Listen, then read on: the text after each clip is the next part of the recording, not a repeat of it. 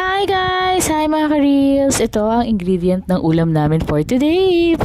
So yan, ito. Kompleto kami ngayon. Meron kaming gulay, meron kaming meat, at meron din kaming fish. So, alam niyo na siguro yung, nawala niyo na siguro kung ano yung ulam namin. Yung gulay namin is pakbet. Napakasarap na pakbet. I think ito yung pakbet Bisaya eh.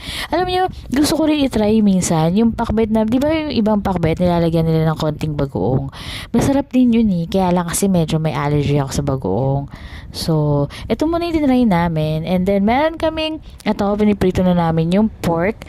And then, yung pork namin is prito lang siya. Yan. And then, meron din kaming isda. Pero mamaya nyo may kita yon sa dulo na.